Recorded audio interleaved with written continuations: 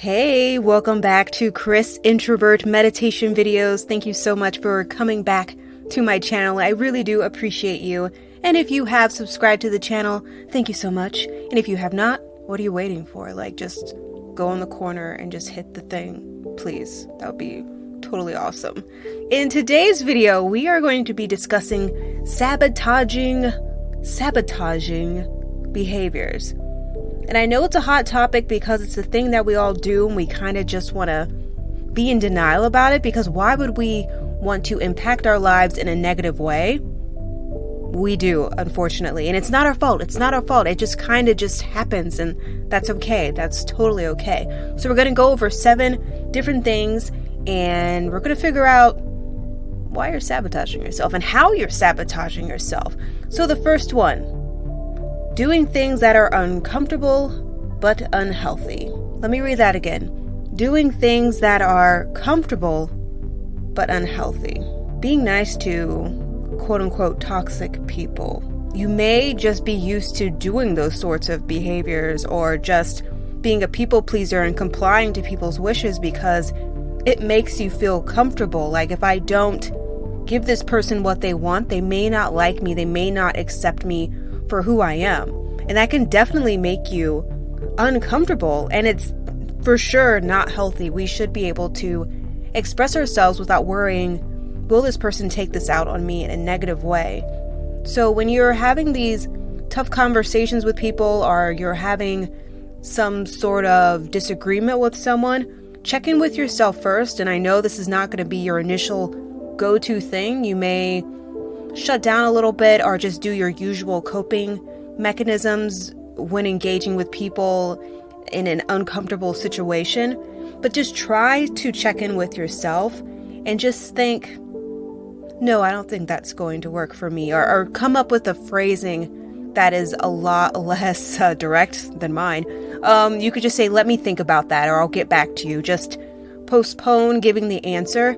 Usually this is way easier through text, or if you're maybe on the phone with the person. But when you are in direct contact with that person, it's super easy just to fall into that whole, okay, fine, great. But inside you're like, I really don't want to do this. So just think about making yourself comfortable first before making anyone else comfortable. And I think that's a great strategy when it comes to dealing with difficult situations. And at the end of the day, you're not doing anything to be malicious towards that person. You're just trying to protect your boundaries, and that's a very empowering thing to do. Number 2, valuing others' opinions more than your own. Yeah, we want to belong. Feeling a part of the group is that whole security thing that we love as people. We want to have a group. We want to have community. We want to have a posse. We want to have like a gang, you know? But sometimes we can't have those things without sacrificing who we are. And it shouldn't be that way. It would be great if we could just have everything that we wanted, but sometimes that's not a great thing. So what if you don't know what your opinions are? You're going to have to discover these things, and spending time with yourself is a great way to figure out what are your opinions instead of just going along with whatever the crowd is going, pro or against or any of those things. We have to develop our own taste and dislikes and our own wants and needs instead of just following in with the group, because that's not going to give us the life that we want if we just keep following what everyone else is doing. Fighting for people who don't value or appreciate you. These are your frenemies. These are the people that do not give a crap about you or anything that you stand for. They're kind of just in it for themselves, and they're a part of your life by proxy, but they're not really a part of your life. So do not stand behind people who would throw you under the bus without any sort of hesitation. Stand up for yourself, and that's going to be a continuing theme throughout this. Stand up for yourself, look out for your best interest, and really develop the self-confidence in yourself to not fall victim to the group mentality, because that can totally lead you astray because you don't even have any sort of foundation to even build your own principles on. And that can be a very slippery slope into getting into a lot of trouble because you don't have any sort of place to start from as far as what do I believe or how do I feel about this, because you're going to be looking for everyone else's opinions about certain things, and you're not going to have this authentic experience when it comes to being alive. So don't base your entire life around other people who wouldn't even bat an eyelash if something bad happened to you. Look out for yourself. Also, appreciate those who appreciate you. It should be a reciprocal thing. It should be like the infinity symbol, where everyone is getting everything that they need in order to thrive in this relationship mutually. That's always the best bet for anything. Mutual everything.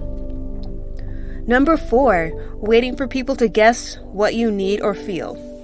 I'm going to read that again. Waiting for people to guess what you need or feel. Yeah, no one can read your mind.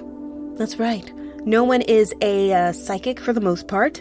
As far as I know, if you know any psychics, please drop them in the comments below, because I would like to get in touch with them about a couple of things in regards to my life. We can't wait for people to discover what we need, especially if we don't know what we need. So how are they going to figure it out? I mean, that's putting a lot of responsibility onto other people for your life, and that's just not a really successful way to go about things. Be upfront about what you want, and again, spend time with yourself to determine, what do I want? How do I feel? What do I need? So you can start to really create a really concentrated version of yourself that's able to get all of your needs met, because that's one of the only ways you're going to have a really fulfilled and fruitful life, is by getting your needs met and by knowing what your needs are, so you can feel fulfilled and happy and just really engaged with the world around you, especially with the community around you. So that's definitely a positive. That's a positive thing. That's something we all need to do so we can stop sabotaging ourselves, for sure. Number 5, saying yes when you got too much going on. Yes. Say no. Say less. We are going to work every single day, and I know a lot of things are going on in office settings, so a lot of the time we'll say yes to things that we don't want to do, and we'll take on more work than we really need to. Now we're staying at work until 8 o'clock at night, and we're clocking in at 9 o'clock in the morning, so we're spending, around 12 hours in the office doing all this extra stuff just so we can have some sort of brownie points with the team, but that's really not going to get you anywhere in the long run. In fact, it's going to get you to burnout town, and that's not where we want to go. We're going to take a detour. We're only going to say yes to things that we can handle, not to things that we can't handle. If you can't handle having more things on your plate at work, do not take that on. Someone else will probably take it on, or whatever that need is will dissipate, and it wasn't even a true need. It was just a thing that people wanted to get done. But don't say yes to things if you cannot truly take them on. That's a huge, huge one for sure. Number 6, allowing negative self-talk to stop you from living. We have to be our cheerleaders. We have to be our own posse. We need to get behind who we are as people. And again, if you don't know who that is, how are you supposed to stand up for this total stranger? Take 5 minutes a day if you can, and just write down what you want to get accomplished for the week or for the day or for the month or for the year. Have some sort of projected goal for yourself so you can start logging all those achievements, and so you can start determining what excites you and what is motivating you and what's moving you towards the goals you have set in your life.